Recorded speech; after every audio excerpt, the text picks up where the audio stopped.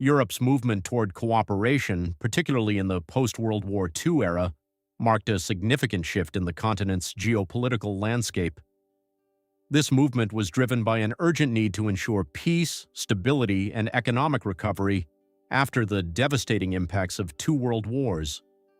The origins of this shift can be traced back to the early 20th century, where the seeds of cooperation were sown amidst the ashes of conflict and rivalry.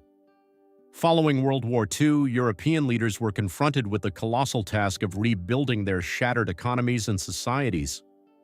The European Coal and Steel Community, ECSC, established in 1951, was one of the first major steps towards economic cooperation. It aimed to create a common market for coal and steel among its member countries, which included France, West Germany, Italy, the Netherlands, Belgium, and Luxembourg. The ECSC was pivotal because it pooled the production of coal and steel, resources essential for military power, thus reducing the risk of conflicts over these strategic materials. The success of the ECSC led to more ambitious integrative efforts. In 1957, the Treaty of Rome was signed, leading to the creation of the European Economic Community, EEC. The EEC furthered economic integration among the six founding nations and set a precedent for a series of expansions that would eventually evolve into today's European Union, EU. The Treaty of Rome also laid down mechanisms for policy-making processes that emphasized mutual interests and shared sovereignty. Another critical factor that encouraged European cooperation was the Cold War context. Europe found itself at the heart of a geopolitical tug-of-war between the United States and the Soviet Union. In response, Western European countries sought closer ties not only economically but also politically and militarily through organizations like NATO.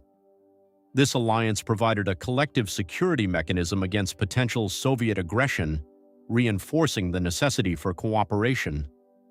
Throughout these years, various political leaders played instrumental roles in steering their countries toward greater unity. Figures such as Robert Schuman, Jean Monnet, and Konrad Adenauer championed initiatives that promoted integration based on economic interests, tied closely with political stability and peace. Their leadership was crucial in overcoming nationalistic tendencies that had previously led to conflict.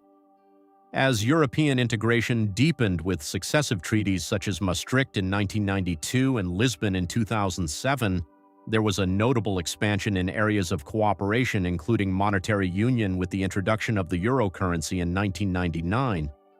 These developments were significant as they not only enhanced economic interdependence but also fostered a sense of shared European identity among member states. The consequences of these integrative efforts were profound.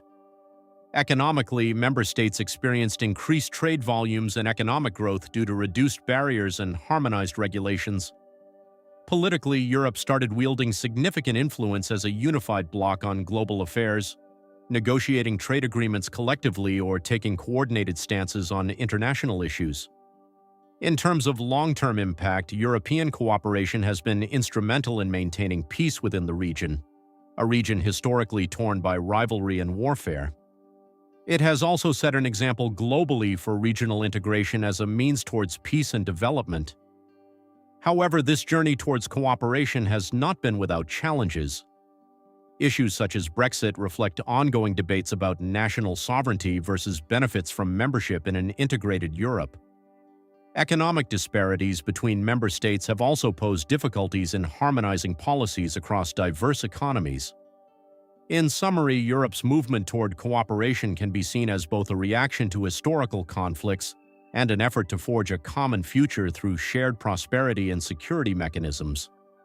This transformation has fundamentally reshaped Europe's international role from a fragmented set of nation-states often at war with each other to a unified player capable of collective action on a global stage.